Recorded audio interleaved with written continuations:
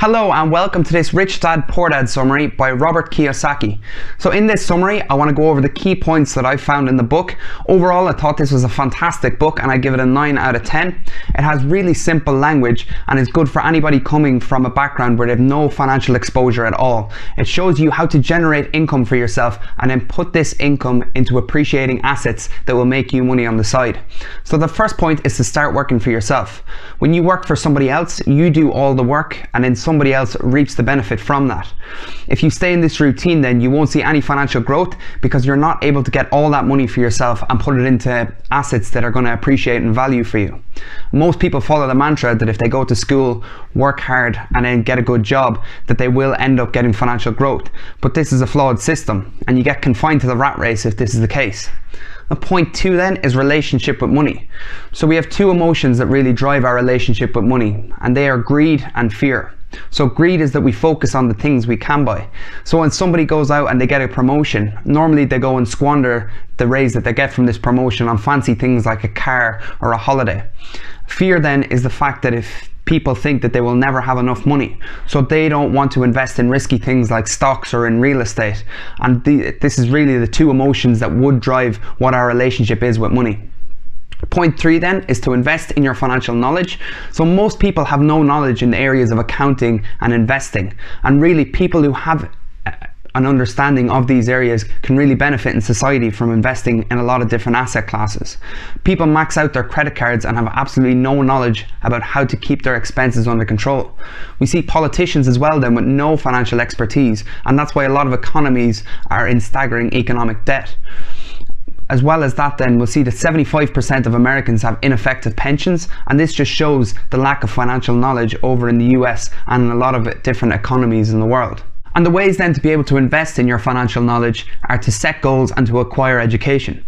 So go to different seminars, read books as well on the topic, and network with professionals who have good expertise in that area to be able to improve your financial knowledge. You also want to go into a job where you can work to learn and not earn, because this knowledge that you gain will get you more profits in the long term. Using your self-education and financial appraisal of the different costs that you have and of the income you have coming in are the building blocks to be able to get you to wealth. Point 4 then is to take risks and to pay yourself first to attain wealth. So successful people invest in risky assets, and that's how they generate a good return. So they invest in things like stocks, real estate, and then Robert Kiyosaki in this book is a big advocate of tax lien certificates. He says that these tax lien certificates can earn him an interest rate from 8 to 16%. If you pay yourself first then as well, this sharpens your financial discipline, because once you get that money into your account, you take it out for yourself and you put it into those assets that can generate income for you. Whereas if you're to pay people with the income that you get, pay your bills first off, you usually will squander that money that you have left over then to put on the side for yourself to build your wealth. Hey, if you're getting some value from this video then, could you smash the like button?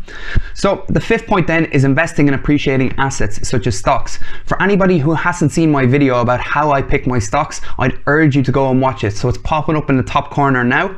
But this point really goes into you want to invest in assets that generate income for you as opposed to taking income away from you. So assets that would take income away from you is such as taking out a loan to buy a car. You'll have to always make repayments on this, and it's actually a liability then. Robert Kiyosaki goes into a house and talking about this, that it's usually mistaken as an asset when really it's a liability, because this is going to take money out of your account for the next 30 years every month, which is the true sign that it is a liability. Point number 6 then is a business makes you wealthy. If you understand the taxes within it, you can grow your profits a lot quicker. So a business can make you wealthy if you invest your time and your income into it, and the assets within that then can become your main source of income. If you understand taxes as well, you can reduce the amount of tax that you have to pay in total when you have a corporation. Investing through the coverage of your corporation means you'd be taxed more leniently. You're also able to buy different things within that corporation and get them tax deductible. These things can cross over into your personal life, such as a personal laptop. If you buy that through a corporation, you won't have to pay tax on it at all, and you can use these different benefits if you do have a corporation. So look, that's pretty much it for the key points to the book summary of Robert Kiyosaki's Rich Dad Poor Dad. Hey, thanks for watching. Subscribe to my channel now to stay up to date with the latest videos. See you soon.